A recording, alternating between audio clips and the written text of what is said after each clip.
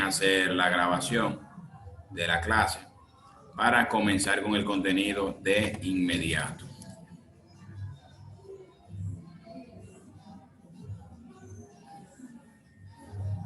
Muy bien, perfecto. Bueno, vamos a recapitular. Cualquier cosa, si hubo algo en lo que yo me quedé en la semana pasada y lo salto o algo así por el estilo, simplemente ustedes me interrumpen y me confirman, ya que aparte de ustedes también hay otro grupo que está tomando el mismo diplomado y más o menos llevan el mismo ritmo. A veces uno se adelanta un poquito más que otro, pero más o menos es el mismo ritmo. Bueno, entonces nos habíamos quedado, según tengo entendido, en el IR1. Para recapitular, el IR1 es un formulario como este que ven aquí, en el cual nosotros hacemos la declaración del impuesto sobre la renta para las personas físicas. Pero en este caso es solo para las personas físicas que trabajan en condición de independencia. Es decir, aquellas personas físicas que trabajan como de manera independiente, como profesionales liberales, técnicos, etcétera.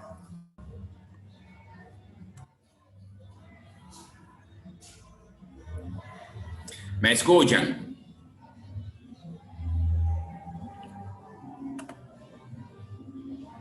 ¿Me escuchan bien ahora? Ahora sí, ahora se oye mejor. Ok, perfecto. Disculpen, que estoy teniendo un poco de... Sí, ya le escuchamos. Perfecto, me disculpen que estoy teniendo un poco de inconveniente con el internet. Bueno, vamos a continuar. Les decía que nos habíamos quedado en el IR1. El IR1 es el formulario con el cual nosotros hacemos la declaración del impuesto sobre la renta, pero para las personas físicas. Y son aquellas personas físicas que trabajan en condición de independencia o que aparte de trabajar como empleados por un lado, también trabajan en condición de independencia, o sea, que tienen los dos tipos de ingresos. Entonces, nos habíamos quedado en el IR1. Cabe resaltar que este formulario está compuesto por el anexo B, que vemos aquí. El anexo... Está teniendo problemas, profe, no lo estoy oyendo.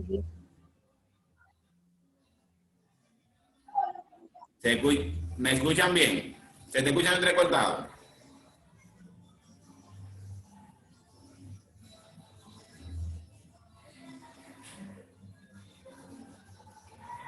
¿Me escuchan bien?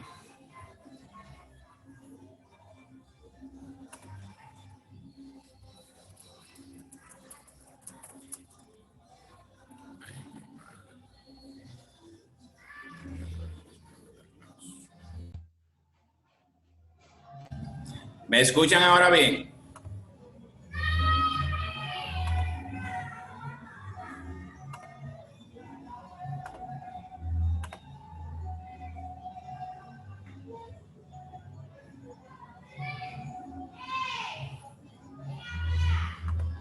¿Me escuchan bien ahora? Ahora, cuando usted dice lo escuchan bien, cuando empieza a dar la clase, comienza la interrupción. Ok, cualquier cosa me interrumpen. Pero ahora me están escuchando bien. Ajá, ahora sí.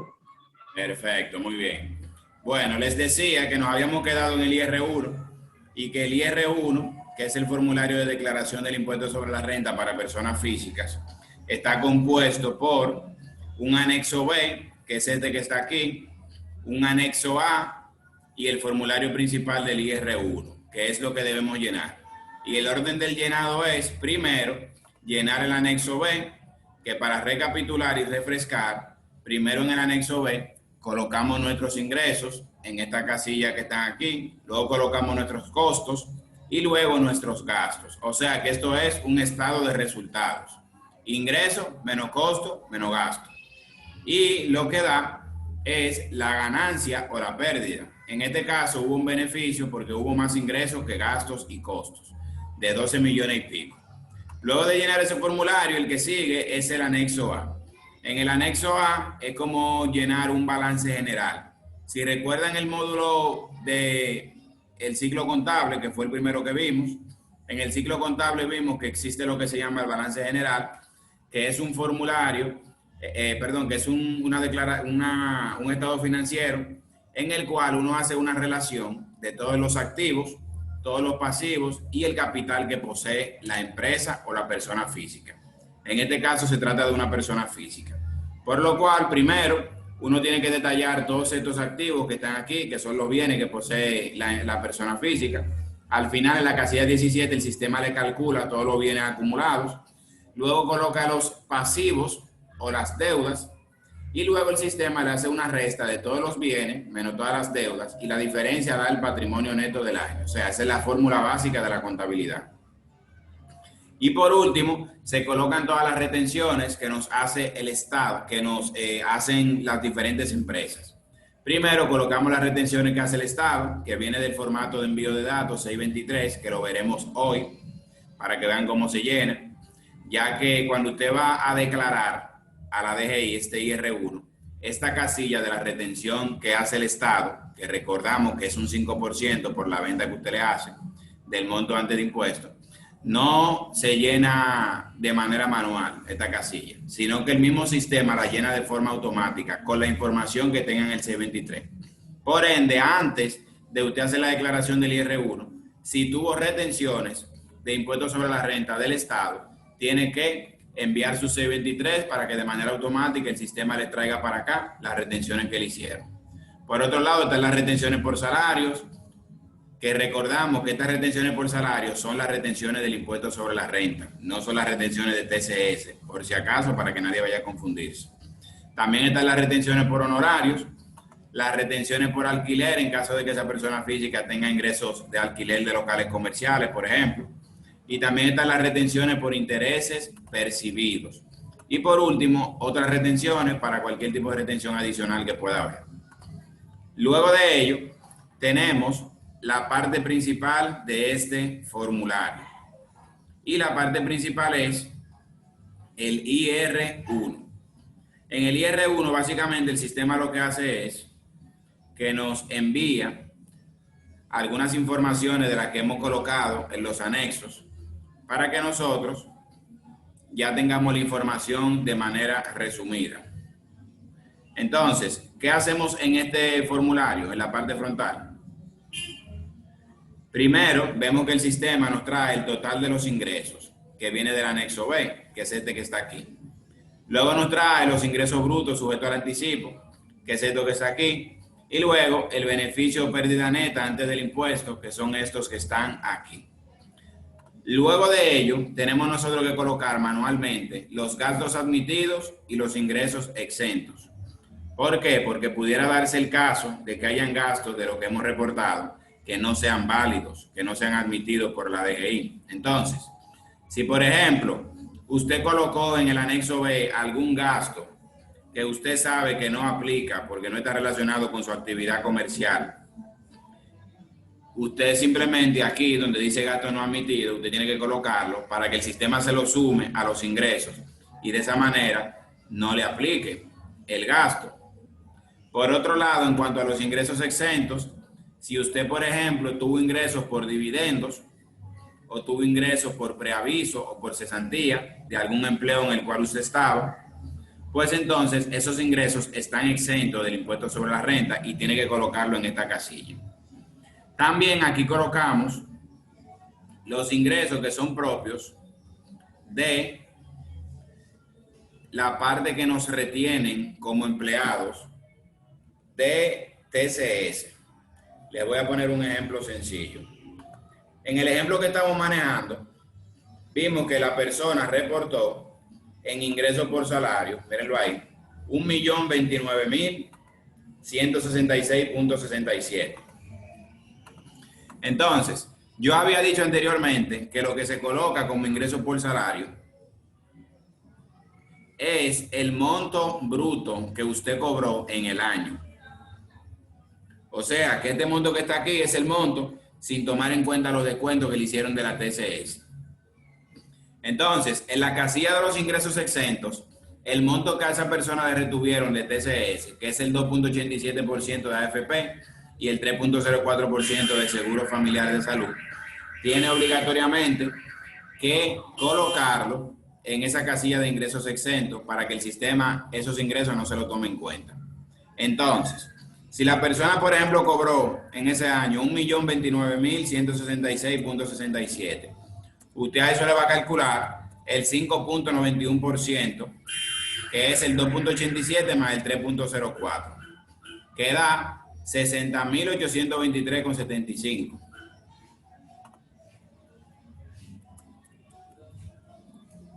Y lo colocamos aquí donde están los ingresos exentos. Lo correcto sería que si usted le está haciendo una declaración a una persona física y esa persona física tuvo, aparte de sus ingresos por honorarios, tuvo ingresos por salarios, que usted le pida una certificación de los salarios que él devengó en la empresa o en las empresas en las cuales trabajó en el año.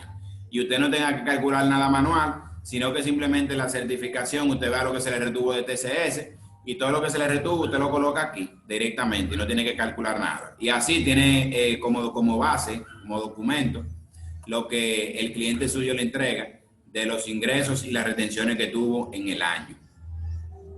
Luego de esto viene un tema muy, pero muy interesante. Y es el tema de las retribuciones, de la exención contributiva. Y el tema es el siguiente. Después de que ya llenamos esta casilla, que vamos a la casilla número 4, que dice renta neta o pérdida, que nos arroja el total que hay de beneficio hasta el momento. Entonces la casilla 5 dice exención contributiva. Solo aplica para los que no reportan costos o gastos. Entonces, fíjense que en esta casilla está en cero, está vacía totalmente. ¿Pero por qué está en cero?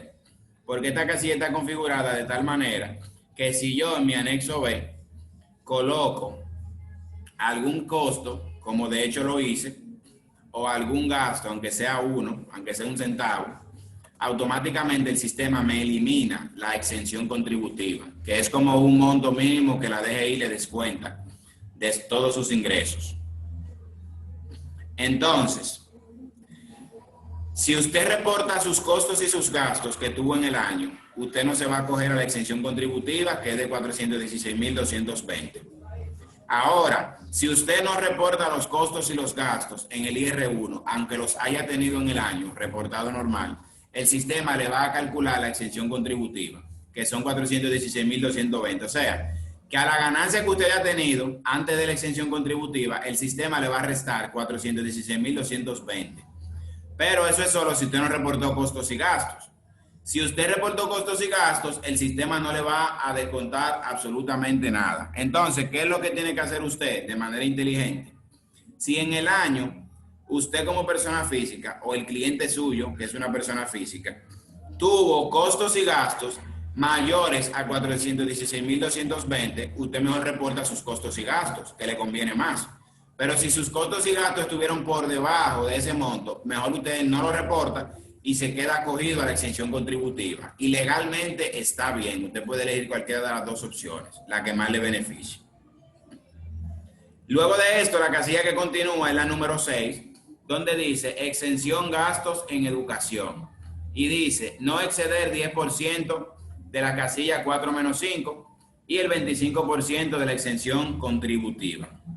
Entonces, como ya estamos entrando a los gastos en educación, a los gastos educativos, vamos a entrar a la parte de los formularios de esos gastos para que lo entendamos. Primero, es bueno saber que el renglón de los gastos educativos está aparte del formulario IR1, aparte. ¿Y cómo se maneja eso? Usted como persona física o a la cuenta del cliente suyo, usted entra a la oficina virtual y va a haber una opción que le va a decir acogerse a la ley de gastos educativos. ¿Y qué hace usted? En ese renglón que habla de acogerse a la ley de gastos educativos, usted le va a dar un clic y el sistema le va a mandar para estos dos formularios que están aquí. Primero le va a mandar el anexo RD y luego el anexo RG, para que ahí usted reporte todo lo relacionado con sus gastos educativos. Y luego de que usted hace eso, cuando usted vaya a declarar el IR1, lo que tiene que ver con los gastos educativos va a aparecer en el IR1 de manera automática sin tener que usted digitarlo de forma manual, ya que el sistema lo recoge de manera automática. Entonces, ¿cómo se trabaja esto? Cuando usted va a la opción que dice acogerse a ley de gasto educativo, usted va a ver un anexo como este, en el cual le va a pedir que usted registre los dependientes.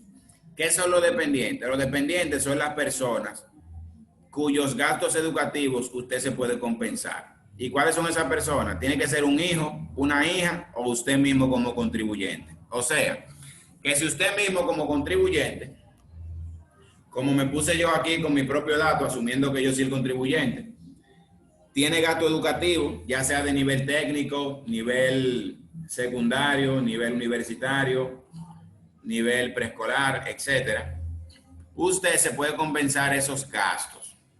O si es un hijo o una hija suya, también se lo puede compensar. Si resulta que los gastos le pertenecen a un tío, a un sobrino, a un nieto, a un vecino, no le aplica. Entonces, en este recuadro, ¿qué llenamos? Datos simples. Para esto ni siquiera hay que ser contador. Donde dice fecha de nacimiento, usted pone su fecha, cédula, primer apellido, segundo apellido, primer nombre, segundo nombre y la relación. La relación es el parentesco de la persona. Si es un hijo o hija, usted marca hijo o hija. Y si es usted como contribuyente, marca contribuyente. Yo marqué contribuyente y ya. Luego de que yo lleno eso, entonces paso a otro formulario. El otro formulario es donde yo detallo todos los gastos educativos que yo tuve en el año para yo compensarme. Y fíjense que aquí yo tengo, aquí me pide el RNC o la cédula de la institución, la coloqué, o sea, del colegio o de la universidad donde yo hice esos gastos educativos, etcétera. También aquí me dice, si es un RNC, coloco el 1, con lo cual coloqué eso mismo. Aquí me pide que indique de qué nivel fueron esos gastos educativos, si fue preescolar, si fue primaria, secundaria, universitaria o técnico. Después me piden el NSF, porque la factura que le da el colegio o que le da la universidad o cualquier institución educativa tiene que tener un número de comprobante fiscal, tiene que ser una factura normal. Y usted reportarla en su 606 de manera normal y luego de eso hacer el resumen aquí al final del año. Luego, aquí usted coloca la fecha. Luego aquí coloca el valor, que fue el monto de ese gasto educativo. Y luego va a colocar a qué dependiente pertenece ese gasto educativo. Si es al contribuyente, si es a un hijo, una hija, etc. Y así va llenando línea por línea, una a una con todos los gastos que tuvo. Pero ahora fíjense un detalle muy importante que llama la atención. Mi gasto educativo aquí yo reporté que son 200,000, ¿verdad? Pero cuando yo voy al IR1, donde dice exención gasto en educación, solamente hay 104,055 y no 200,000. ¿Qué pasó ahí? Lo que pasó ahí fue lo siguiente, que aquí dice exención gasto en educación, no exceder 10% de la casilla 4 menos 5. No pasar del 10% de la 4 menos 5. ¿Cuál es la 4? Esta, la que tiene 12 millones y pico. ¿Cuál es la 5? Esta. O sea, yo tengo que calcular esos 12 millones y pico menos la casilla 5. Y lo que dé, ese monto a lo que da no puede pasar del 10%. O sea, vamos a hacer el cálculo. Si yo digo 12,186,342.92, perdón, menos 0, me da eso. Entonces, la ley me dice que no puede pasar el 10% de la casilla 4 menos 5. Y yo hago así, calculo el 10% de eso. Mis gastos en educación no pueden pasar de 1,218,000 y pico. Pero aquí dice, y el 25% de la exención contributiva, que tampoco puede pasar del 25% de la exención contributiva. ¿Y cuál es la exención contributiva? 416,220. Y el 25% de eso es 104,055. Mírenlo ahí. Por ende, aunque yo tuve 200,000 de gasto en educación, solamente hay 104,055, que es lo que el sistema me permite compensar, porque los gastos educativos se compensan hasta un límite del 25% de la exención contributiva. Para que se entienda esa parte. Luego el sistema me pide aquí para sumar, colocar ganancia de capital por venta de acciones. O sea que si, por ejemplo, esta persona física tenía acciones en alguna compañía, digamos que tenía 100 acciones y cada acción valía 1,000 pesos, son 100,000, y él decide vender las acciones y la vende cada una por 1,500. Quiere decir que en cada acción que él venda, él se está ganando 500 pesos. Y la ganancia total que obtuvo en la venta de esas acciones simplemente la coloca aquí. Luego dice ganancia de capital por venta y o aporte en naturaleza de inmuebles. También, si tuvo una ganancia porque vendió o aportó naturaleza de inmuebles, de activo fijo, también la coloca por ahí, normal. Luego el sistema dice, en la casilla 9, renta neta imponible. Cada vez que usted vea la palabra imponible, por ejemplo, base imponible, renta imponible, y todo imponible, se refiere a la base a la cual se le va a calcular el impuesto. Sea que se esté hablando de impuestos sobre la renta, que se esté hablando de ITEVIS, que se esté hablando de impuesto selectivo al consumo, de lo que sea que se esté hablando. Esa es la base a la cual se le aplica el cálculo del impuesto. Entonces, en este caso, la renta neta imponible es de 12.082.287,92. Por lo cual, la casilla número 10, fíjese que dice impuesto liquidado, aplica tasa sobre casilla 9, 2.945.000 y pico, que es el cálculo del impuesto sobre la renta sobre la base de la casilla 9. Así de sencillo y fácil. ¿Y cómo se calculó ese monto que está ahí? Ese monto se calcula en base a la tabla de retención de impuestos sobre la renta que yo les expliqué en el módulo de impuestos, en el módulo de nómina y TCS, perdón. Bien. Entonces, luego de eso el sistema a ese monto le resta ¿qué? Le resta los anticipos que se hayan pagado en el periodo. Si usted como persona física pagó anticipo. Le resta también las retenciones que hubo. Mírenla aquí. ¿De dónde vienen esas retenciones de impuestos sobre la renta? 117.000 y pico, del anexo A. Mírenla ahí, 117.740. 743, perdón. Entonces, luego de eso dice aquí otros pagos, en caso de que haya habido algún pago adicional que usted haya hecho para pago de ese impuesto. Y saldo a favor anterior, del ejercicio anterior. Eso es que si en el año anterior los anticipos que usted pagó, las retenciones que tuvo y los otros pagos que tuvo, más el saldo a favor que tenía, fue mayor, todo esto fue mayor que el impuesto liquidado, pues entonces le quedaría un saldo a favor. Y si le quedara, usted lo colocaría aquí, el saldo a favor. En el caso actual no hay ningún saldo a favor porque el impuesto liquidado es superior a los anticipos, las retenciones y demás, y queda este monto por pagar, diferencia a pagar. Luego, dice aquí, en la casilla número 16, saldo a favor.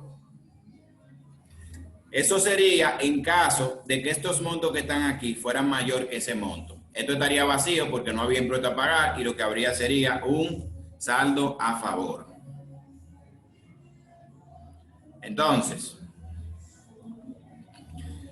luego está en la casilla que tienen que ver con los recargos. Aquí dice, mora en declaración tardía. X porcentaje sobre la casilla 15, que la casilla 15 es esta. Después dice, mora en anticipos no pagados. Luego dice, interés indemnizatorio, X porcentaje sobre la casilla 15, que es esta. Lo que aquí dice mora es lo mismo que en el otro formulario dice recargos. Y lo que dice interés, la parte del cálculo que dice mora e interés indemnizatorio aquí se refiere a los recargos e intereses, que son los mismos que vimos cuando hablamos del IT1. Donde dice, por ejemplo, mora en declaración tardía sería un 10% por el primer mes y un 4% desde el segundo mes en adelante de manera progresiva. ¿Me escuchan bien ahora? Sí, ahora sí. Perfecto, voy a darle un poquito para atrás. Les decía que llegamos a la parte aquí de los recargos que se colocan en el formulario. Esa parte se puede dejar vacía porque en caso de que usted declare tardío, recordándole que la fecha de declaración de este impuesto son 90 días después del 31 de diciembre, el sistema le calcula los recargos y los intereses de manera automática y normal. Bien, entonces, como se lo calcula de manera automática, no hay necesidad de colocarlo, pero para que ustedes sepan, donde dice mora se refiere a lo que son recargos. que son los mismos recargos que vimos en el IT1, que es un 10% por el primer mes y un 4% desde el segundo mes en adelante de manera acumulativa. Y donde dice interés indemnizatorio es un 1.10% por el primer mes y todos los meses de manera acumulativa, que se puede calcular igual que como yo le expliqué el cálculo en el IT1, que está en una de las clases pasadas que han sido grabadas. Entonces, al final dice, total a pagar, 2.817.000, que ya sería el monto que tendríamos que pagar en este caso, una vez ya hemos completado la declaración. Entonces, ya una vez que llegamos a este punto, esto que está aquí, fecha de presentación, fecha de pago, fecha de prórroga, yo, fulanito de tal, etcétera, nada de eso usted tiene que llenarlo, porque esto se envía esto se llena de manera virtual y eso el sistema no se lo pide. O sea que cualquier cosa por eso no se atormente, porque nada de eso hay que llenarlo. Entonces, una vez llegado a este punto, ya nosotros hemos terminado de hacer la declaración del IR1. Ahora, ¿qué falta por conocer? Ahora falta por conocer cuál es la forma de nosotros calcular los anticipos del impuesto sobre la renta. Entonces, vamos a calcular los anticipos del impuesto sobre la renta de la siguiente forma. Fíjense qué fácil se calculan los anticipos de impuesto sobre la renta de las personas físicas. Los anticipos de impuesto sobre la renta se calculan de la siguiente forma. Usted simplemente tiene que tomar el impuesto liquidado. ¿Dónde está el impuesto liquidado? El impuesto liquidado es el impuesto que da a pagar. Mírenlo ahí, la casilla 10. 2.945.000.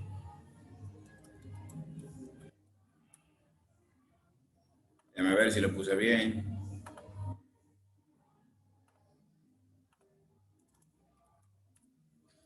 $2.945.999.38. Ese es el impuesto liquidado. Y simplemente lo mismo que usted le dio de impuesto liquidado, eso es lo mismo que usted va a pagar de anticipo para el siguiente periodo. El anticipo, para que se entienda, es como usted pagar el impuesto sobre la renta del año que viene de manera anticipada. Entonces, usted toma el impuesto liquidado y lo va a dividir en 3 cuotas. Una cuota del 50%, otra del 30% y otra del 20%. El 50% sería el 30 de junio, el 30% el 30 de septiembre y el 20% el 31 de diciembre. Y así ya usted pagaría su anticipo. Hay que recalcar también que estos anticipos que usted, por ejemplo, paga el año que viene, vamos a decir, cuando usted haga su declaración de IR1, todo lo que usted pagó de anticipo, usted lo va a colocar aquí, donde dice anticipo pagado, y eso se lo va a rebajar del impuesto que dé a pagar el nuevo periodo. O sea que los anticipos no es un dinero que usted lo pierde, sino que usted se lo rebaja del impuesto sobre la renta, porque al final de cuentas usted está pagando el impuesto sobre la renta de manera adelantada. Bien, lo malo que tienen los anticipos, que lo criticamos todo, es que los anticipos le generan problemas de liquidez. ¿Por qué? Porque imagínese usted que por usted tener un impuesto a pagar de casi 3 millones, usted tenga que pagar casi 3 millones para el periodo que viene, de manera adelantada, antes de usted terminar el periodo. Eso le hace daño y si la DGI mejor le permitiera no pagar anticipo, fuera un beneficio para usted. ¿Por qué? Porque con ese mismo dinero que usted está pagando de anticipo, usted pudiera invertirlo en otras cosas. Usted pudiera agarrarlo para pagarle a algunos deudores y un sinnúmero de rejuegos usted pudiera hacer. Por lo cual, el hecho de tener que pagar los anticipos, pues, le genera que usted tenga problemas de liquidez. Así que ese es el tema relacionado con los anticipos. Entonces, de esa manera se calculan ellos. Una vez ya terminado el IR1, ahora vamos a entrar a la parte del IR17 que nos faltaba, que era la parte de las retribuciones complementarias. Entonces, si alguien tiene alguna duda, simplemente me interrumpe. Yo voy a continuar normal, pero si alguien tiene una duda, simplemente me interrumpe. En el caso del IR1, hay una práctica que es esta, que yo ahora voy a enviar, o ya se la enviaron, mejor dicho, para que ustedes la pongan en práctica y así hagan esos ejercicios. Ahora vamos entonces a entrar a la parte del IR17 para seguir en lo que nos habíamos quedado. Vamos a hacer una pequeña recapitulación de donde estábamos y a seguir con la parte que continuaba. Recordamos que el formulario IR17 debe declararse más tardar el día 10 del mes siguiente al cual se está reportando. O sea, que el IR17, que sirve para declarar las retenciones que nosotros le hacemos a los terceros, y también sirve para declarar las retribuciones complementarias, lo que aconteció en el mes de noviembre, yo tenía hasta el día 10 de diciembre para declararlo y pagarlo.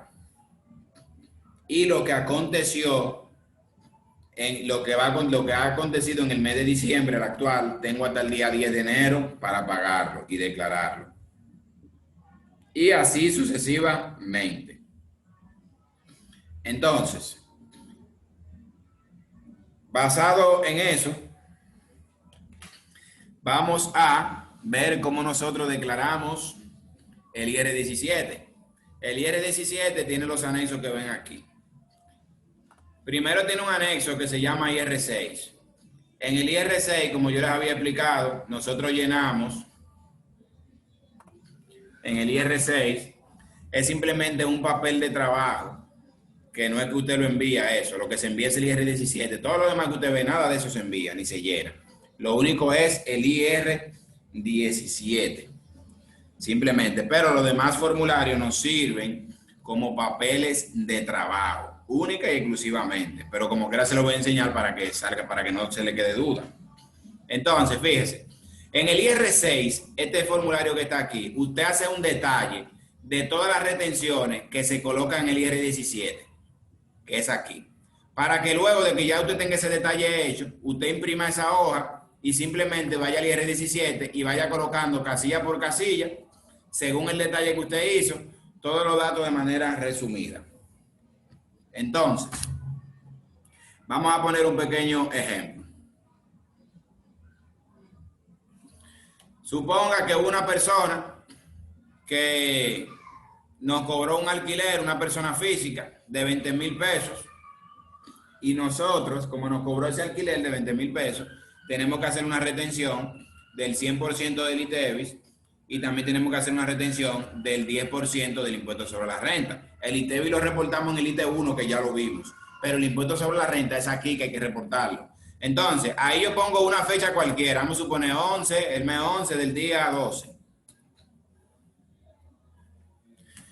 Vamos a suponer que luego tenemos que colocar el cheque con el cual se hizo el pago. 111, luego el nombre de los beneficiarios, fulano de tal, el RNC o la cédula, en este caso va a ser una cédula porque fue una persona física. Vamos a suponer que fue 223, 010, 012, tal, un número inventado cualquiera. La dirección, tal y tal. El concepto, ¿qué yo pongo aquí el concepto? ¿Por qué fue la retención? Si fue por alquiler, usted puede poner el código ahí, que el 1 es alquiler, pero yo mejor le pongo el nombre completo. Alquiler es 1, el honorario es 2 y así. Vamos a suponer que fue un alquiler. Donde dice monto del pago, yo voy a poner el monto que yo le pagué a la persona. ¿Y cuál es el monto que yo le pago a la persona? El monto de la factura menos la retención que yo le hago. O sea que si la factura es de 20,000 antes de impuesto, el monto de pago va a ser los 20,000 menos los 2,000 pesos, porque los 2,000 pesos son el 10% que yo le voy a retener. Yo no se lo voy a pagar todo. Luego aquí coloco monto sujeto a retención. ¿Cuál es el monto sujeto a retención? El monto que va antes de ITEVIS, 20,000 pesos. ¿Cuál es la tasa del porcentaje? Un 10%. ¿De dónde yo lo saco? Primero, la ley lo dice. Y segundo, el mismo IR17 le dice aquí en la casilla de alquileres, fíjese que es un 10% que le va a calcular. Luego, dice aquí, el sistema me calcula solo el impuesto retenido, calculando el 10% a esos 20,000 que están ahí. Y así yo voy haciendo con todas las retenciones que yo hice en el mes. Una por una lo voy haciendo, una por una, una por una, una por una. Cuando lo tengo todo, simplemente la traspaso para acá adelante, para el IR17. Y ya, así de sencillo. Luego, al final, el sistema me va a arrojar aquí, fíjense. Aquí yo coloqué dos retenciones, una de alquiler, otra de honorario, me calculó la retención, 5,000 en total y me está impuesto a pagar 5,000. Pero aparte de eso, el IR17 tiene otro componente. ¿Cuál es el componente? Las retribuciones complementarias, que yo tengo que colocarlas aquí, donde dice retribuciones complementarias. Y el sistema me va a calcular el 27% de esas retribuciones complementarias. Y me lo va a colocar aquí y yo tengo que pagarlo. ¿Por qué el 27%? Porque la tasa de las retribuciones complementarias es única y exclusivamente el mismo porcentaje establecido para el impuesto sobre la renta en el periodo actual. Ahora mismo, el impuesto sobre la renta, el porcentaje para las empresas es de un 27% en República Dominicana. Pero si, por ejemplo, mañana emiten una ley y la cambian a un 30%, las retribuciones complementarias se ponen un 30%, porque siempre van a estar a la misma tasa del impuesto sobre la renta. Perfecto. Pero vamos a ver ahora qué son retribuciones complementarias, que ese es el punto. ¿Qué son las retribuciones complementarias y cómo eso se maneja? Para ello vamos a ir a un documento, que también ese documento se les envió, con lo cual ustedes lo pueden repasar, ya ustedes lo tienen. Vamos a repasar, ya que este tema amerita que teoricemos un poquito. Yo soy de la gente de práctica, pero hay temas que hay que teorizar un poquito, para luego ir a la práctica.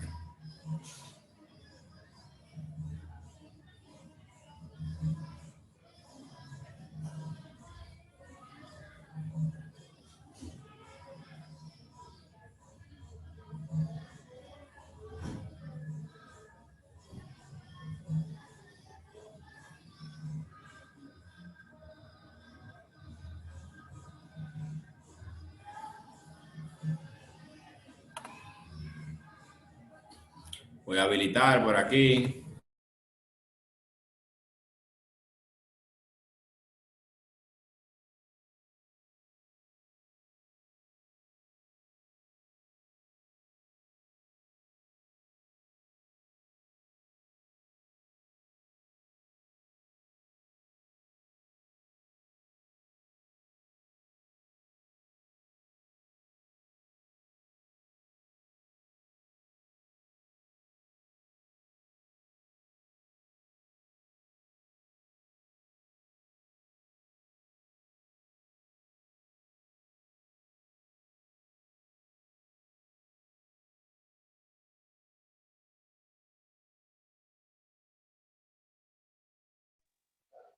Su micrófono está en silencio, profesor. Sí, disculpen. Bien, vamos entonces ahora a ver las retribuciones complementarias, como les había mencionado. Las retribuciones complementarias, como dice aquí, son un impuesto sustitutivo. Y el nacimiento de la obligación dice que se debe de pagar este impuesto solamente cuando se incurren en los siguientes hechos o actos. Primero, el otorgamiento de retribución complementaria de un empleador a un trabajador determinado por su trabajo en relación de dependencia, entendida esta de acuerdo a lo previsto en el artículo 307 del Código. Luego, retribución consistente en cualquier bien, servicio o beneficio otorgado en especie, en adición a otras remuneraciones en dinero. Luego, retribución que tenga un valor pecuniario. Pecuniario es lo mismo que hice más adelante, determinable en dinero, que se pueda calcular en dinero. El concepto de una retribución complementaria es que son compensaciones o beneficios individualizables que un empleador conceda a sus empleados en adición a sus retribuciones en dinero. Y las retribuciones complementarias deben brindar satisfacción personal al empleado o a las personas que dependen de él. Por lo tanto, los recursos otorgados a los empleados para llevar a cabo operaciones del negocio no constituyen retribuciones complementarias. Bueno, vamos a aclarar ese punto, a decirlo de una manera mucho más clara y resumida. Las retribuciones complementarias son beneficios que el empleador, es decir, la empresa, le da a uno de sus empleados por el tema de que el empleado quizás sea muy eficiente, de que el empleado se quiera tener cierta preferencia con él, etcétera. Y esos beneficios no pueden ser en dinero, porque si son en dinero, entonces ya se deben considerar como que son parte del salario y ya no son con retribuciones complementarias. ¿Entiendes? Y tienen que ser beneficios que se le brinden a esa persona que no estén relacionados con el giro de la empresa. Ejemplo, a mí me gusta siempre poner ejemplos.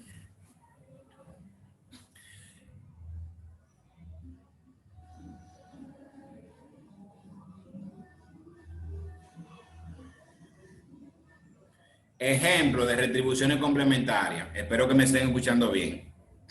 Las retribuciones complementarias, imagínense que un empleado trabaja en una empresa y de la empresa lo mandan de vez en cuando para la romana a trabajar, a instalar cámaras, etc.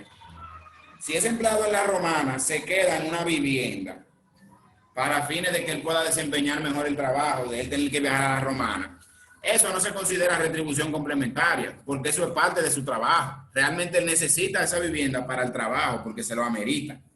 O sea que si el dueño gasta un dinero en el local que está alquilando o le da un dinero a ese empleado para fines de que el empleado se mueva y se pueda hospedar, etcétera, eso es parte de los gastos de la empresa y es un gasto como cualquier otro y se reporta normal. Ahora, si a un empleado deciden pagarle la vivienda, pagarle la casa, el apartamento donde él vive, y eso no tiene nada, pero nada que ver con su trabajo, simplemente es un beneficio adicional que se le está brindando a ese empleado, pues entonces en ese caso, ya estamos hablando de una retribución complementaria. ¿Por qué? Porque es un beneficio individualizable que se le está dando a ese empleado, que no es en dinero y que no tiene nada que ver con el giro de la empresa. Entonces se considera retribución complementaria. ¿Y cuál es el tema con retribución complementaria? El tema es que todos los gastos que se consideren retribuciones complementarias, obligatoriamente, para usted poder reportarlo a la DGI y compensárselo, usted tiene que pagar el 27% de impuestos sobre la renta, que es la tasa vigente que hay ahora mismo. Obligatoriamente tiene que pagarlo para podérselo reportar. Pero más adelante ustedes van a ver que las retribuciones complementarias no tienen mucho sentido, porque si para yo reportar 100,000 pesos de gasto como retribución complementaria, tengo que pagar el impuesto sobre la renta de eso, entonces es mejor que yo no lo reporte y el efecto es el mismo. Porque, por ejemplo, si usted reporta 100,000 pesos de gasto como retribución complementaria, usted tiene que pagar 27,000 pesos de impuestos sobre la renta para poderlo reportar. Y cuando lo reporte, el haberlo reportado le va a rebajar 27,000 pesos de impuestos sobre la renta también. Entonces, 27 menos 27 da 0. Que lo reporte o que lo reporte pagando el impuesto, da prácticamente lo mismo. Va a quedar como que era el mismo efecto. Por eso es que digo que no tiene mucho sentido. Pero vamos a seguir viendo. Todo eso que estoy volando, que estoy saltando, ustedes lo pueden leer para su conocimiento, para profundizar más, pero nos vamos a concentrar más en la parte práctica, la parte más directa. Dice aquí, algunos de los componentes que se consideran retribuciones complementarias. Ejemplo, los servicios de vivienda que un empleador cubra a sus empleados, sea la vivienda propiedad del patrono o tomada en alquiler a un tercero. El monto de la retribución a los fines de calcular el impuesto sustitutivo será la suma de todos los gastos imputado a dicha vivienda, la depreciación mensual, si es propiedad del patrono, o el monto pagado mensualmente por concepto de alquiler, si es propiedad del tercero. Otro gasto, prestaciones accesorias, como son los gastos de reparación, mantenimiento, etc. También los servicios de vehículo de cualquier especie que el empleador cubra a su personal, sea con vehículo asignado, propiedad del patrono, o tomado un arrendamiento de un tercero, e incluso si el propietario es el propio empleado. Las retribuciones complementarias se determinarán en base al 40% de la suma de todos los gastos incurridos y o imputados a dicho vehículo a cargo del patrono. Si el vehículo es propiedad del patrono, la parte de la depreciación que corresponde dentro del cálculo de la cuenta conjunta de activos categoría 2, más los gastos de reparación y mantenimiento, más los gastos de accesorios del vehículo, gasolina, etc. Bien. Por otro lado, los beneficios otorgados por el empleador a su personal, en la forma de gasto alimenticio, gasto de educación, cuando no se trate de programas de capacitación que estén vinculados con el giro de la empresa, etc. Entonces, vamos entonces a irnos a la práctica, ahora que ya vimos un pequeño preámbulo. Vamos al IR 17, donde estábamos anteriormente. Y ahora vamos a la parte de las retribuciones complementarias. Las retribuciones complementarias las componen los anexos IR9A e IR9B. Y en el IR9 se pone el detalle completo. Entonces, en el IR9A para las retribuciones complementarias que tienen que ver con vehículos. Ejemplo, imagínense que a Máximo Reynoso, que soy yo, empleado de una empresa, a mí me prestan un vehículo Mazda, según cómo está esto llenado aquí. Yo tengo que aquí calcular si eso le pertenece al patrono, tengo que calcular la depreciación del mes ajustada por inflación y colocarla aquí. Y luego voy a colocar aquí valor de proporción del uso personal. Vámonos por parte. La depreciación del mes de ese vehículo, ¿cómo yo la calculo? Yo calculo a cuánto se adquirió el vehículo, qué depreciación yo le estimo anualmente, y la depreciación anual la divido entre 12 y lo que me da, eso sería la depreciación mensual del vehículo. O sea que en ese mes yo, poniendo un ejemplo, el vehículo se depreció 15,000, lo tengo que reportar como gasto. Pero, si por ejemplo, ese vehículo no se utilizó al 100% para cosas personales, sino que digamos que fue un vehículo que la empresa asignó para yo trabajar normal, para el mismo trabajo, pero aparte de eso yo también me lo llevo para mi casa y hago diligencia personal en ese vehículo. O sea que un día si la dejé y se tira y hace una investigación, va a ver que ese vehículo se usa en la empresa, pero también tiene un uso personal. Entonces, cuando pasa eso, usted solamente se compensa un porcentaje, que en este caso colocamos un 40% de los 15,000, que sería solamente su gasto. El 40%, mírenlo ahí, está calculado, de los 15,000, que serían 6,000 pesos. Luego usted coloca aquí cualquier gasto, mantenimiento, etcétera, que haya tenido el vehículo, y también se le suma las retribuciones complementarias. Y al final se le suma aquí el total de sus retribuciones complementarias, que es 100,000, por el uso de vehículo. El otro formulario, el otro anexo, que es el IR9B, es para la vivienda. Si a usted, por ejemplo, le alquilaron una vivienda, Máximo Reynoso, en la calle tal y tal, y la vivienda, si fuera, por ejemplo, propiedad de la empresa, del patrono, aquí se calcularía la depreciación y se colocaría como gasto.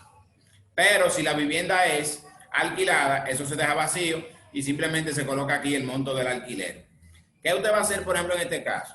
Imagínese que esa vivienda que se está alquilando de 15,000 pesos, lo primero es que tiene que ser una vivienda que le dé una satisfacción personal al empleado y que sea algo que no tenga nada que ver con la actividad de la empresa. Porque si tiene que ver con la actividad de la empresa, entonces no es retribución complementaria.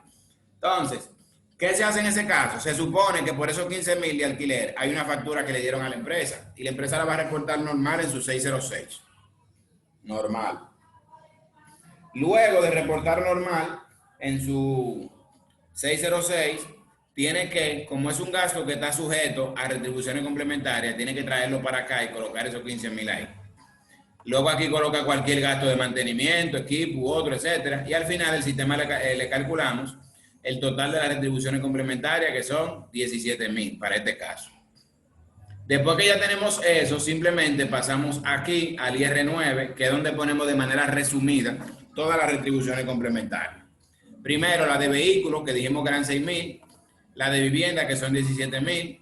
Dice aquí personal doméstico, en caso de que la empresa tenga un personal doméstico asignado a esa misma persona, que es algo que no tiene nada que ver con la empresa. Es un beneficio, un lujo que le están dando a ese empleado, por X o Y razón. Descuentos especiales, cualquier tipo de descuento, o regalo, mercancía, etcétera, que se le esté dando a ese empleado. Asistencia educacional. Si, por ejemplo, al empleado le pagan un curso de algo que no tiene que ver con la empresa, para poderlo reportar como gasto, hay que declararlo aquí como retribución complementaria.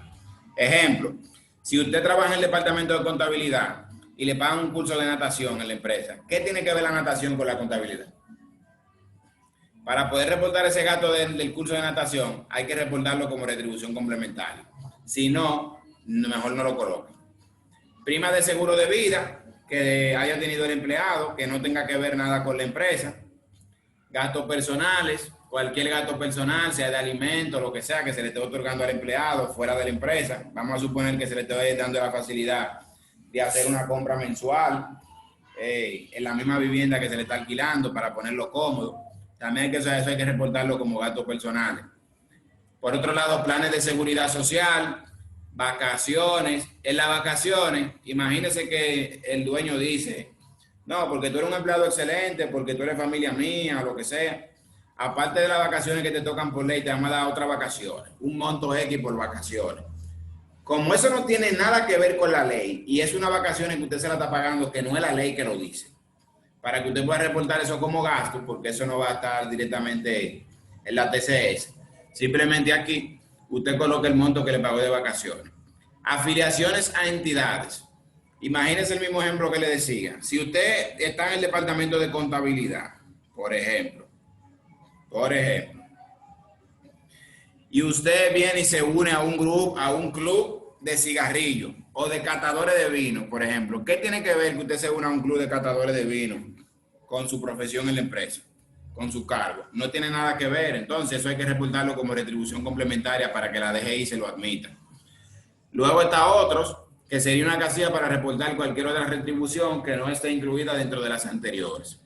Luego el sistema me suma todas las retribuciones, que fueron 23,000, y yo vengo para la parte frontal del IR17 y coloco aquí, donde dice retribuciones complementarias, los 23,000. Y a esos 23,000 el sistema me le calcula el 27%, que es este monto, y ya me da la diferencia a pagar.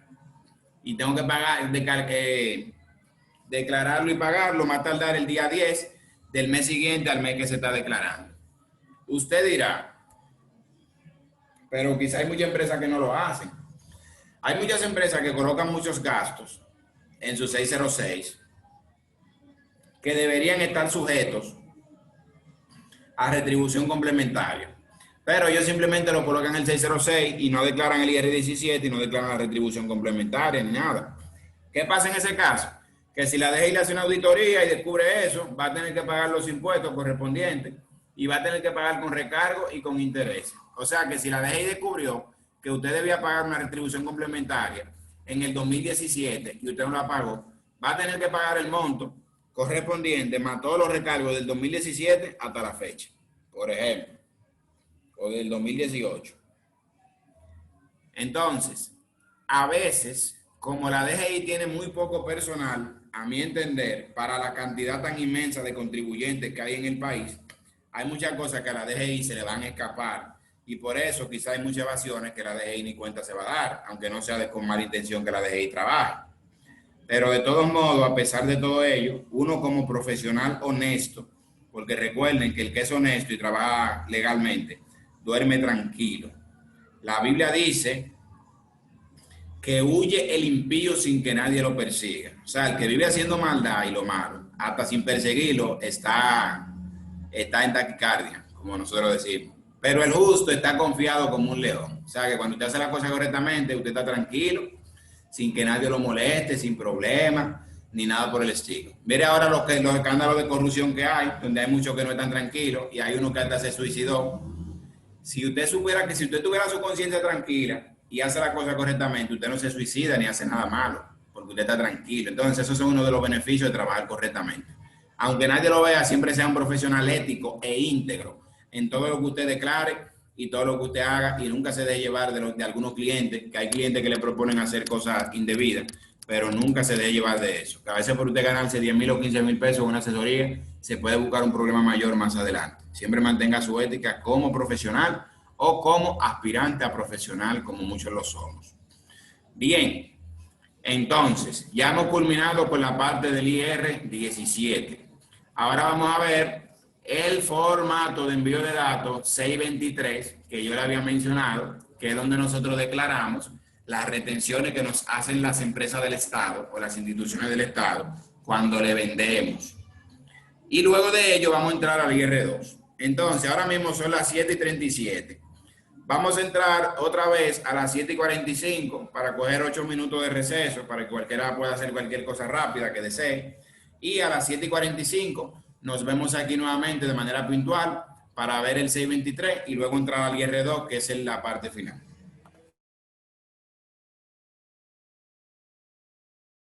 No se desconecten, quédense ahí mismo y estén pendientes para que oigan mi voz, se pongan al tanto y sigamos a las 7:45.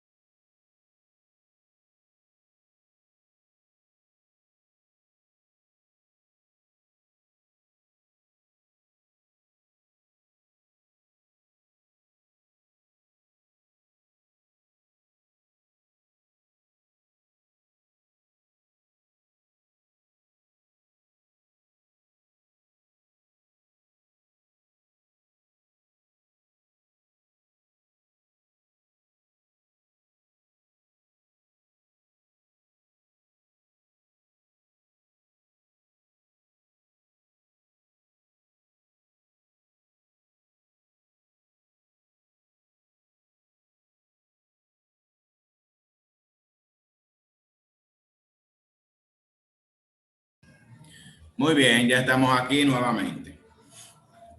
Vamos entonces a continuar con la parte donde nos habíamos quedado, que es ver cómo trabajar con el 623. Tengo un 623 por aquí, vamos a buscarlo para rápidamente trabajar al respecto. Entonces,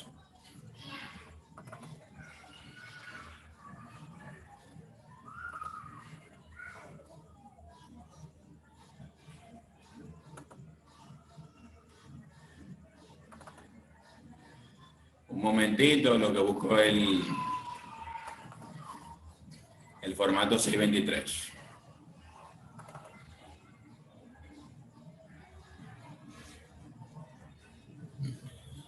Aquí está, mire. El formato 623, cuando usted lo descarga, le viene, al igual que los demás, en formato de archivo RAR. Y este formato de archivo RAR, usted simplemente le da a extraer aquí, clic derecho. Clic derecho, extraer aquí. Luego le va a generar esta carpeta y dentro de la carpeta usted va a tener el formato 623 y puede generar también el archivo TXT, que es el que se sube a la DGI. Yo lo voy a borrar para hacer un llenado con ustedes y luego vamos a ver cómo se genera todo. Tengo que cerrar todos los documentos que yo tengo en Excel porque en cuanto a los formatos de la DGI se refiere, es bueno siempre tener cerrados todos los documentos de Excel, porque a veces se corrompen cuando hay documentos de Excel abiertos, ya que esos formatos son documentos que tienen básicamente muchas fórmulas y se corrompen fácilmente. Entonces vamos a abrir el 623 para ver todo.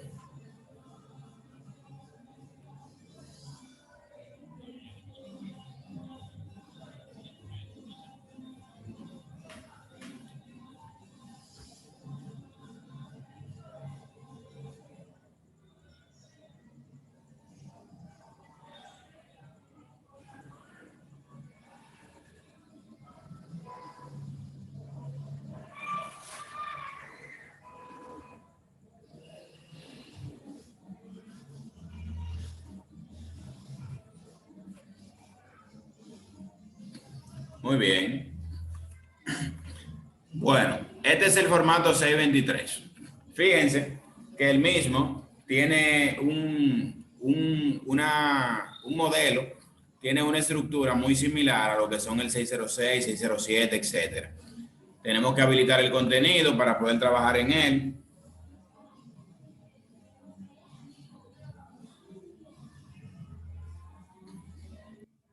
Vamos a habilitar contenido nuevamente.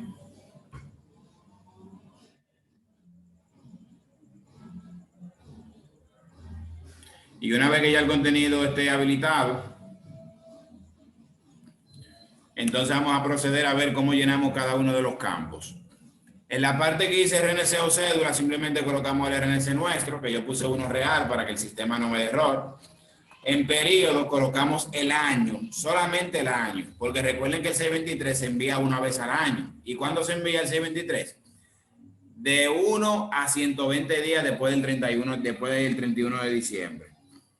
O sea que si una persona física es la que va a enviar este 623, si cerró el 31 de diciembre, tiene que enviarlo antes de hacer su declaración, que su declaración le toca el 31 de marzo, el 30 de marzo, por ahí, dependiendo, 90 días después del 31 de diciembre, dependiendo si el año de bisiesto es normal.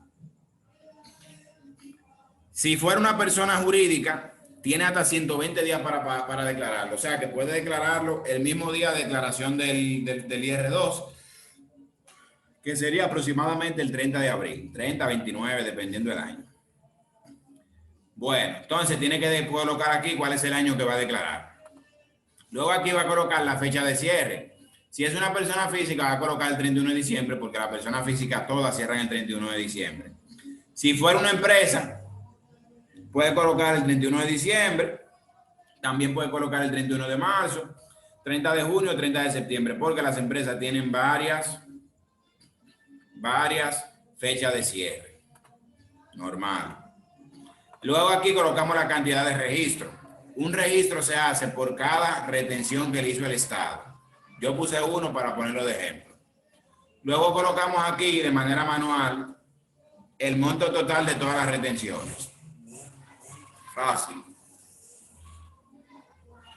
Luego aquí colocamos el RNC de la entidad del Estado, después de darle a inicio para que el sistema nos habilite todo esto. Luego de colocar ese RNC donde dice periodo, colocamos el año y el mes, 2020-11, suponiendo que esa retención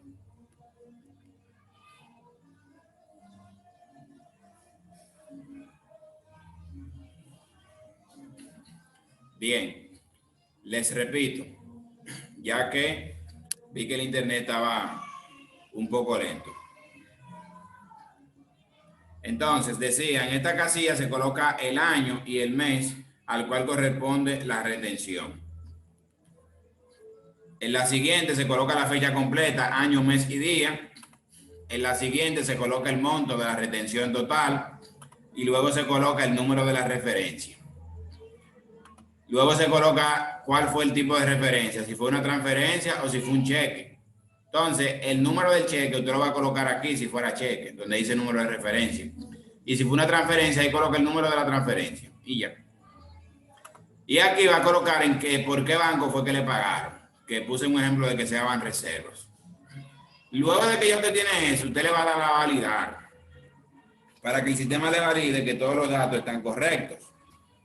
Luego de que usted valide y vea que los errores son 0, entonces le va a dar a generar archivo.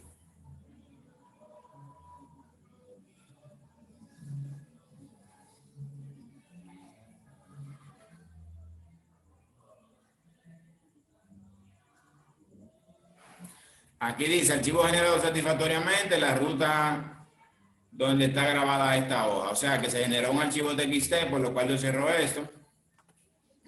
¿Y se generó dónde? Se generó en la misma carpeta donde está el formato de Excel. Mírenlo ahí, el archivo TXT. Ese que está ahí. Que ese es el que yo subo a la DGI realmente. Ese es el que yo envío a la DGI. El formato en Excel yo no lo envío para ningún lado. Entonces, ese es el formato 623. Ahora sí, vamos a entrar ya en lleno en la parte del IR2.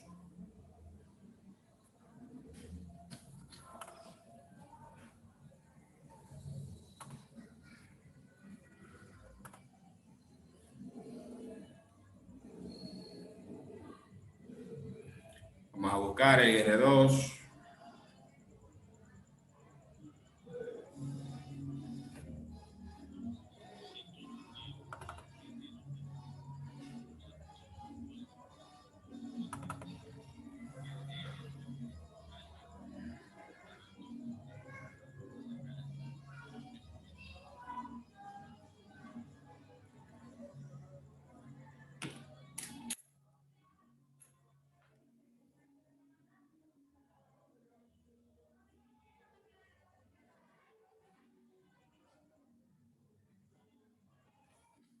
Bien, en lo que va cargando el IR2, cabe resaltar, para que lo tengan en cuenta, que el IR2 es un formulario que es bastante amplio, bastante largo, bastante extenso. No es que sea muy difícil, aunque realmente tampoco es tan fácil, hay que decir la verdad. Pero eso no es imposible, o sea, tenemos que ser positivos. Y simplemente lo que requiere es de un mayor nivel de atención y de práctica al respecto, ya que es muy largo y tiene muchos anexos. Al ser muy largo y tener muchos anexos, y muchas veces un anexo depende del otro y hay informaciones que se arrastran de uno para el siguiente y así sucesivamente, eso pues genera que aparente ser un tanto difícil, un tanto incómodo, ¿no? Bien, pero no lo es tanto como se pudiera pensar.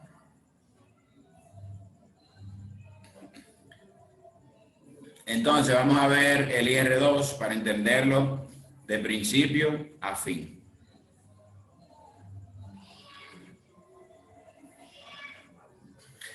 Primero,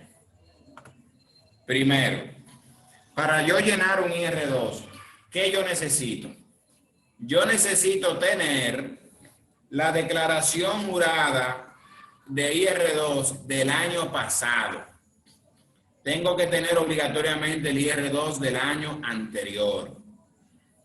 Aparte de que tengo que tener el IR2 del año anterior, también tengo que tener lo que yo tengo aquí, una balanza de comprobación con la cual yo voy a llenar o voy a completar los estados financieros que la DGI me pide que llene en el IR2, ya que el IR2 es un formulario que tiene dos estados financieros.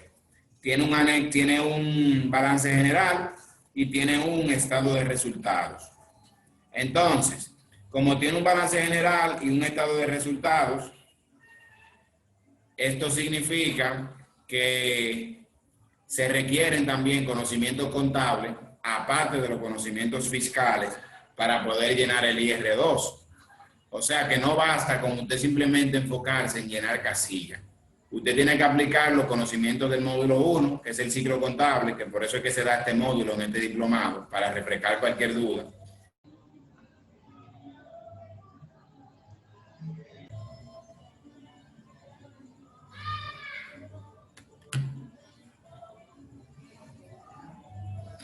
¿Me escuchan?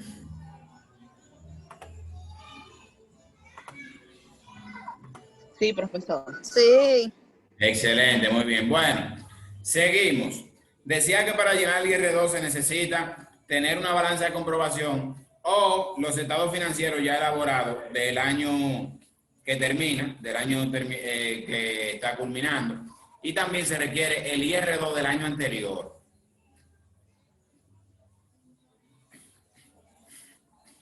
Hay casos en los cuales, si por ejemplo la empresa es nueva y es el primer año, la primera parte que vamos a ver del IR2, que es el llenado del formulario D2, que es este que está aquí. Esto que está aquí, si fuera la primera vez que la empresa declara, no hay necesidad de llenarlo. Pero si no es la primera vez, sí usted podría llenarlo. Entonces vamos a ver cómo se llena eso específicamente. Primero, los anexos que tiene el IR2 son los siguientes. Vamos primero por parte. Cuando usted abre el IR2, aparte de todos estos anexos que está viendo aquí, hay otros más que le van a aparecer. Estos no son todos, hay más. Pero usted debe colocarse donde dice IR2, aquí, y luego de colocarse ahí donde dice IR2, tiene entonces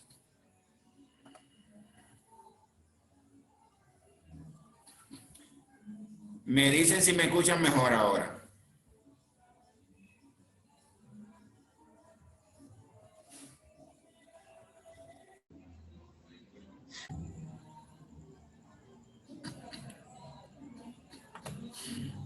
¿Me escuchan?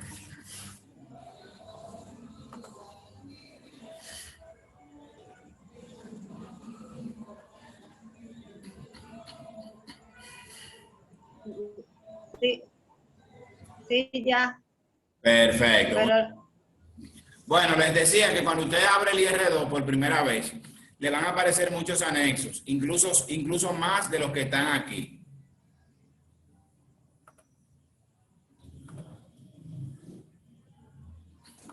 Perfecto, le van a aparecer muchos anexos, incluso más de los que están aquí. Entonces, ¿qué hace usted? Usted le va a dar aquí donde dice seleccionar sector económico. ¿Por qué dice seleccionar sector económico? Porque el IR2 está hecho para diferentes tipos de empresas. Entre ellas están las empresas que son manufactura, comercio o agropecuaria, están hoteles y afines, bancos y financieras, compañías de seguros, instituciones eléctricas, etcétera. Entonces, usted aquí tiene que elegir a qué tipo de renglón pertenece la empresa. Si, por ejemplo, yo le doy a bancos y financieras, los anexos que ustedes ven aquí me van a cambiar y me van a aparecer otros. Si yo le doy a compañía de seguro, van a cambiar lo que están ahí y me van a aparecer otros. Y así sucesivamente. Pero el que nos compete a nosotros, que son las empresas comunes, la más recurrente, es el sector manufactura, comercio, agropecuaria. Por tanto, yo le doy clic aquí y el sistema me va a habilitar todos los anexos que ustedes ven ahí que ya están.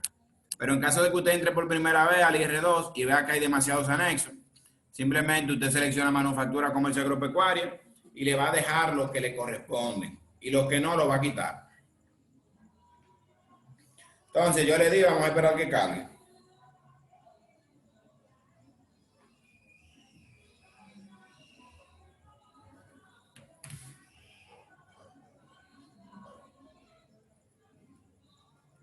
Entonces fíjese aquí donde le presenta todos los formularios o todos los anexos que debiera tener presentado aquí. Entonces, luego el sistema automáticamente, fíjese que me mandó para este anexo que está aquí. Y en el mismo orden que ustedes ven, de izquierda a derecha, es que se deben llenar todos. En ese mismo orden, ni más ni menos. Entonces, vamos a ver ahora cómo lo podemos llenar. Primero comenzamos con el anexo D2, que es uno de los anexos un poquito más complejos, pero eso es cuestión de practicar.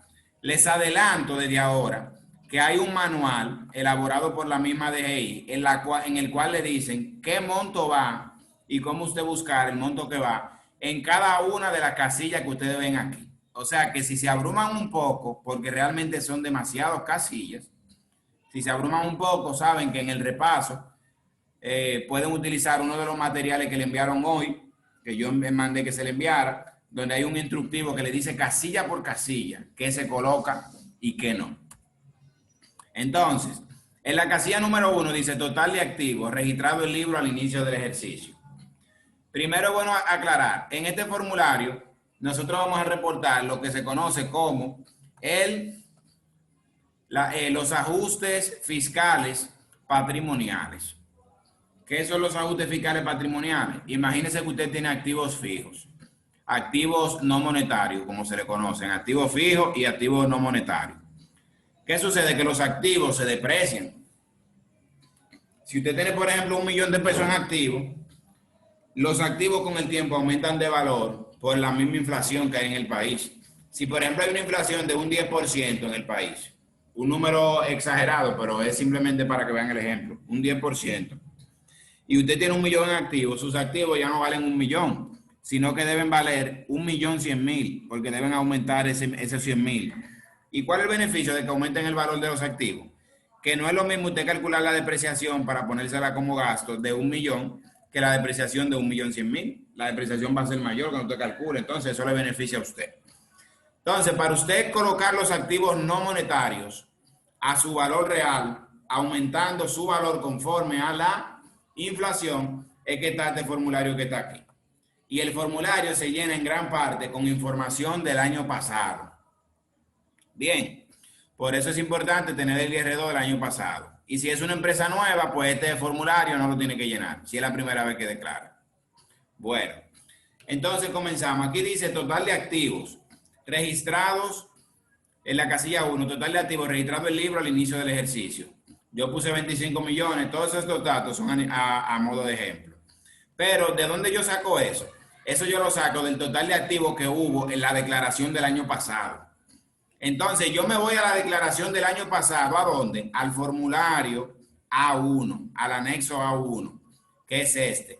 Pero no este mismo que vemos aquí, sino del año pasado. Yo entro aquí para que ustedes vean cómo se ve el anexo, pero es suponiendo que ese es el del año pasado, ya que este es el año actual. Bien, entonces, si nos vamos a la 1, vamos a ver que el total de activos se encuentra en la casilla 6. Lo que esté en esa casilla 6 del A1 del año pasado, yo lo coloco en la casilla 1, que corresponde aquí total activos. Luego, tengo aquí provisiones y reservas no admitidas a los fines fiscales. Eso yo lo tengo que tomar también del A1 del año pasado. ¿Y cuáles son esas provisiones y reservas no admitidas a los fines fiscales? La casilla 5.5, 5.6, 5.7, que son la cuenta incobrable, provisión de inventario y otras provisiones. Yo la coloco ahí, la sumatoria de todo eso. Luego voy a colocar el impuesto sobre la renta diferido. ¿Qué es el impuesto sobre la renta diferido? Es el anticipo. ¿Y dónde usted saca el anticipo? Usted se va a la 1 y va a la casilla. En el A1, déjeme buscarlo, anticipo. Mírenlo aquí, la casilla 4.2. Dice, impuesto sobre la renta diferido o anticipado. Que sería este que está aquí. se coloca ahí. Luego, donde dice cuenta por cobrar no relacionada con el giro del negocio, usted también va a la 1, que ahí que está la cuenta por cobrar. Y de todas esas cuentas por cobrar, que usted entienda que la que no está relacionada con el giro del negocio, usted la coloca en el D2. Por ejemplo, donde dice otra cuenta por cobrar, ahí se pudieron haber colocado cuenta que no esté relacionada con el giro del negocio y la coloco en el D2. Como ven, hasta ahora, todos los datos que estoy buscando, los estoy buscando en el anexo A1, porque el anexo A1 es un balance general, y en el balance general hay que estar los activos, y lo que yo estoy buscando ahora mismo son activos, para que se entienda. Dice aquí, costo del terreno, valor en libros. El costo del terreno, valor en libros, ¿dónde se buscan los terrenos? Son activos en el A1 del año anterior, que se vería de la siguiente forma, más o menos. Casilla 2.5 y 2.6. Incluye terrenos urbanos e incluye terrenos rurales, 2.5 y 2.6. Normal, eso es lo que va ahí. Luego dice, costo de las acciones, valor, costo de las acciones, valor en libros. Perfecto. Entonces, eso lo buscamos en el formulario, en el anexo A1 del año anterior también. Mírenlo aquí donde dice acciones, 3.2. Y lo que va ahí, lo que estuvo ahí el año pasado, lo colocamos aquí. Luego aquí donde dice costo de edificio, valor en libros, vamos entonces también a buscar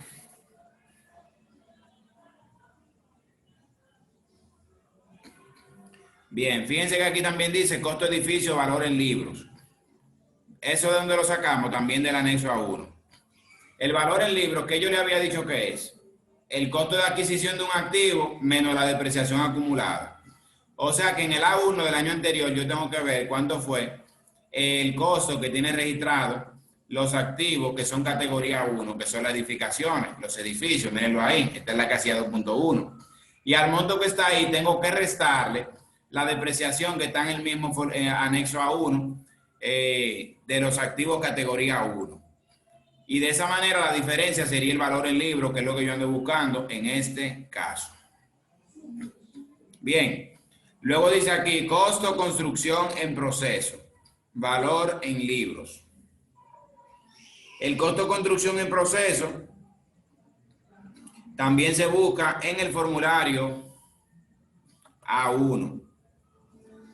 Y en el A1 yo simplemente tengo que buscar la casilla correspondiente. Vamos a buscar por aquí.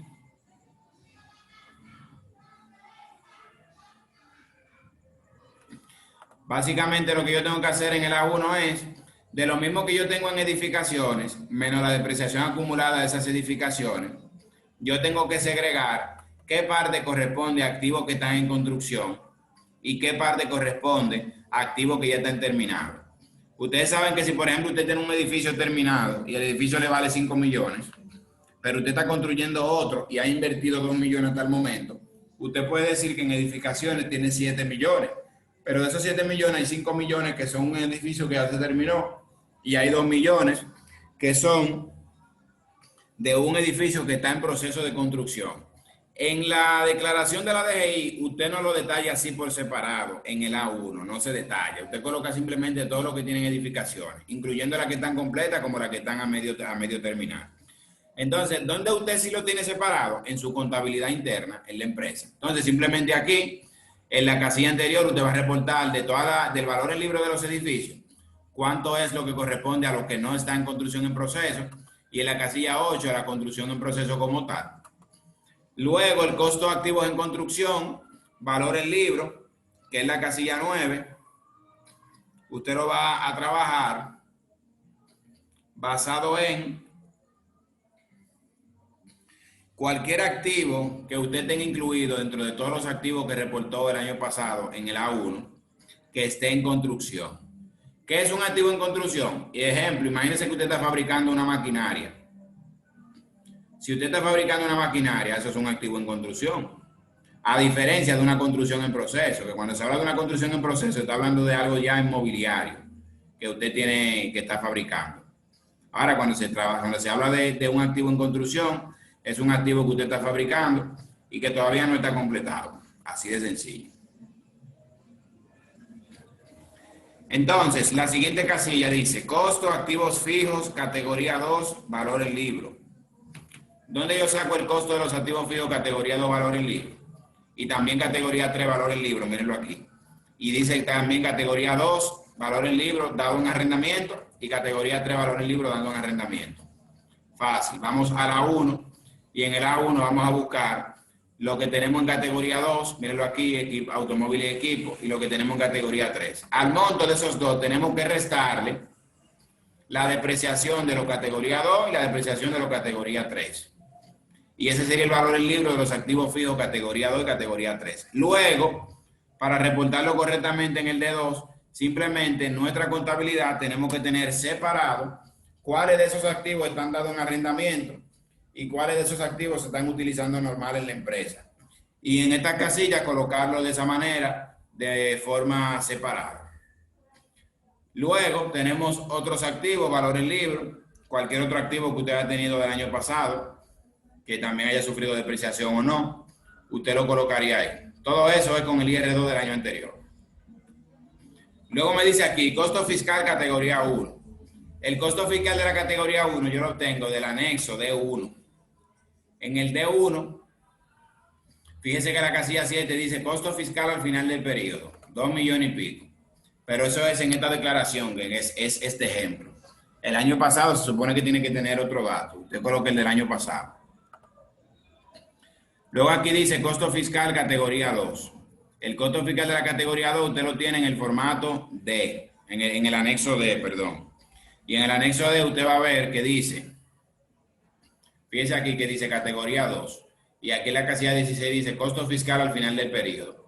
El final de la declaración anterior es el inicial de este. Por eso usted se va a la declaración anterior y lo que tenga en la casilla 16 en categoría 2, ese sería el costo fiscal de la categoría 2. Dice aquí, costo fiscal activo en construcción. También, si tuviera algún activo en construcción como tal, el costo fiscal que usted tiene. Costo fiscal categoría 3. Igual, se va al anexo D. Y aquí donde dice categoría 3, casilla 16, ese es el costo fiscal de la categoría 3, del año anterior. Luego, dice costo fiscal categoría 2 y costo fiscal categoría 3 dado un arrendamiento. Del costo fiscal que vimos, que se tiene del año pasado, usted segrega qué está en arrendamiento y qué no, y simplemente lo divide. Luego me dice aquí costo fiscal terrenos. El costo fiscal terreno puede ser el mismo que el costo con valor en libro, porque los terrenos no se deprecian fiscalmente, entonces siempre tienen su mismo valor. Después me dice aquí, costo fiscal de las acciones. Eso se saca de este mismo formulario D2, pero del año anterior, la casilla 43, mírenla aquí, costo fiscal de los terrenos. Profe, no, está mal.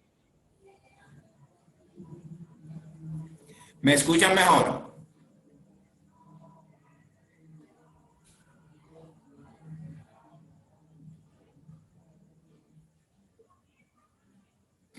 ¿Me escuchan mejor? Profe, qué batalla. Aló.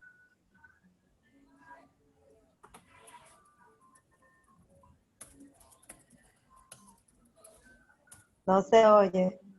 ¿Me escuchan mejor ahora? Aló. Yo le estoy escuchando a usted. Profe, No. no se está oyendo. Y se le va la voz. Es una batalla. En el área, uno va a su, usted sabe, a los bien datos y te ayuda mucho. Aló. ¿Me escuchan bien ahora? Bueno, ahora sí lo estamos escuchando. Esperemos que cuando empiece siga igual. Excelente, muy bien. Bueno, continuamos.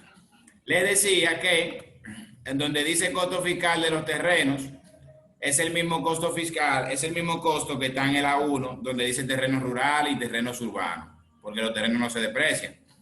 Luego dice costo fiscal de las acciones. Esto lo obtenemos de la casilla, déjeme ver, costo fiscal de las acciones. Eso lo tenemos de la casilla 47, perdón, que dice inversiones en acciones del mismo formulario D2 del año anterior. Lo colocamos ahí. Luego dice revaluación de activos. La revaluación de activos la podemos ver en el anexo A1, en la casilla 2.7, mírenla ahí. Lo que hubo en el año anterior se coloca ahí. Como les decía, no se abrumen porque yo sé que es mucho dato y son muchas casillas, pero hay un instructivo que le dice casilla por casilla, una a una, cómo llenar. Y la mejor manera de usted entender esto es usted sentarse y coger varias horas de su tiempo para usted llenarlo aparte y analizar. Y si tiene alguna duda, entonces usted me pregunta. Pero no cambie su actitud positiva por nada. Seguimos. Mejora en propiedades arrendadas. Aquí en mejora en propiedades arrendadas, usted pudiera tenerla registrada en el anexo A1, donde dice otros activos amortizables. En caso de, como la tenía el año anterior, simplemente la coloca aquí. Luego dice costo fiscal de otros activos. En caso de que usted en el A1 haya tenido otros activos, simplemente usted coloca aquí el costo fiscal de esos otros activos. Luego el sistema le arroja un saldo que dice saldo activos fiscales, 32.500.000. Después le pide que usted coloque todos los pasivos que tenía al inicio del ejercicio. Y como por lógica, todos los pasivos que usted tenía al inicio de este ejercicio son los pasivos con los que usted terminó al final del ejercicio anterior. Por lógica. Entonces ahí colocamos un monto cualquiera, en este caso pusimos 25 millones. Pero ¿de dónde sale eso? Del A1 del año anterior. En el A1 del año anterior, ¿qué usted hace? Usted la casilla 7, que dice acreedores a corto plazo, la suma a la casilla 8, que dice acreedores a largo plazo, y a la casilla 9, en caso de que tuviera algún valor como tal. Normal. Luego, donde dice impuesto sobre la renta diferido, aquí usted va a colocar cualquier impuesto que usted tenga pendiente de pago, como por ejemplo, la casilla aquí que dice impuestos por pagar, mírenlo ahí. Lo que usted ha tenido el año anterior de impuestos por pagar, usted lo coloca en ese renglón. Luego, provisiones y reservas no admitidas a los fines fiscales. Si usted tiene algún otro activo, en forma de otro pasivo en forma de provisión, una provisión de cuenta por cobrar, por ejemplo, una reserva por ejecutar, etcétera, algún pasivo relacionado con eso, lo coloca ahí. Luego otros pasivos, en caso de que tenga algún pasivo adicional, también usted lo coloca. Pero mayormente esa casilla de otros pasivos, eso no se llena porque eso está ahí prácticamente de relleno. Luego el sistema le calcula el total de todos los pasivos. Lo que tenía totales el año anterior menos lo que acabamos de detallar. Después el sistema le calcula el patrimonio fiscal. ¿Cómo se calcula el patrimonio fiscal? Todos los activos fiscales menos los pasivos fiscales. 32.500.000 menos 25 millones da 7.500.000. Luego dice saldo fiscal activo no monetario. Traer casilla 49. Aquí va la casilla 49. ¿Cuál es la casilla 49? Esta que está aquí. Que es la sumatoria de todos esos activos que están ahí, que me lo trajo directamente de lo que yo llené arriba. Por ejemplo, el inventario aquí yo lo coloqué de forma manual, suponiendo que hubo 1 millón de inventarios, pero eso no se trabaja aquí, suponiendo. Pero aquí donde dice activo fijo categoría 1, que dice 2.500.000, eso yo no lo coloqué, eso vino solo de esta casilla que yo la había llenado. Donde dice, por ejemplo, activo fijo, activo categoría 2, viene de la casilla 16, tampoco yo lo coloqué, vino solo de la casilla 16. Y así se van llenando los demás renglones y abajo aparece la sumatoria total. Entonces aquí aparece la sumatoria de los activos fiscales, del saldo fiscal de los activos no monetarios. Luego dice aquí, base ajuste por inflación. O sea, ¿a qué monto se le va a aplicar el ajuste por inflación? Y dice que va a ser al valor menor de la casilla 32 y 33. La 32 es esta y la 33 es esta. De los 7,5 millones y los 5 millones, el valor menor son 5 millones. O sea que a los 5 millones es a lo que se le va a aplicar el ajuste fiscal patrimonial. Entonces, ¿qué yo hago ahora? yo tengo que entrar a la página del Banco Central o a la página de la DGI o en Google escribir algo referente para yo ver cuál fue la depreciación, perdón, cuál fue la inflación que hubo en el año anterior. Cuando yo vea cuál fue la inflación que hubo en el año, pues entonces... Se repita lo de los 5 millones. Ah, ok, perfecto. Le decía, después de que ya uno tiene todo esto lleno, No se oye. ¿me escucha?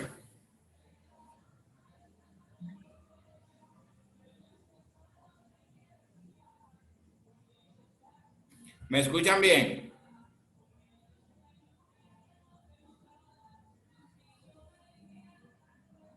Sí, ahora sí.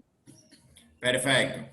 Le decía, a la casilla 34 que dice base ajuste por inflación, 5 millones, le vamos a aplicar lo de la casilla 35 que dice ajuste fiscal patrimonial, porcentaje ajustado. Entonces, ¿qué hacemos nosotros en ese caso? Tenemos que entrar a la página del Banco Central o a la página de la DGI y ver cuál fue la inflación que hubo en el año que estamos declarando. Para mi ejemplo, vamos a suponer que la inflación fue de 1.0366%. ¿Qué yo hago aquí? Yo tengo que colocar 1.0366%. Y al colocar ese monto, fíjese que aquí al lado me aparece, voy a quitarlo primero para que vean el efecto.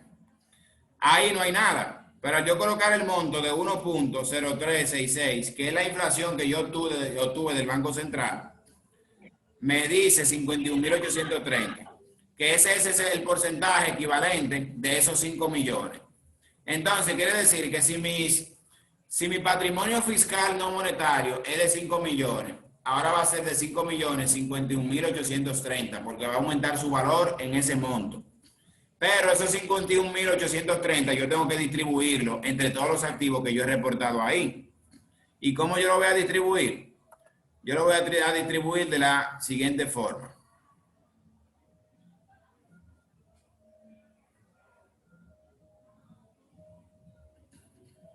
¿Me escuchan mejor ahora? De todos modos ya estamos casi terminando por hoy. Que cuando usted está dando la explicación se va y se oye, no se oye, ¿Y se ahora oye me escucha bien? ruido. Sí, cuando usted dice se escucha y se escucha, pero cuando empieza a explicar la parte más importante, ahí se daña el asunto. Ok, bueno. Pero Una vez que tenemos el cálculo aquí de la inflación, del ajuste que vamos a hacer por inflación de 51.830, pues entonces tenemos que distribuir ese ajuste de manera equitativa entre todos los activos que están aquí. Ejemplo, miren qué hace el sistema. Me calculó el sistema todos los activos que hay aquí que suman 5 millones. Y aquí me dice qué porcentaje representa cada activo del total. O sea que, por ejemplo, el inventario aquí, que es 1 millón, representa el 20% de esos 5 millones. Los activos categoría 1, que son 2.500.000, representa el 50% de los 5 millones.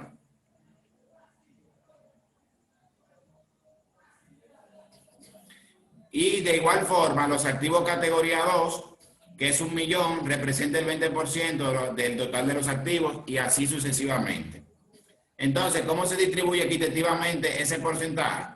Simplemente, yo calculo, por ejemplo aquí, 51.830, que es el ajuste por inflación, por 20%, porque es un 20% lo que hay ahí. Y al inventario yo le voy a agregar 10.366, por ejemplo.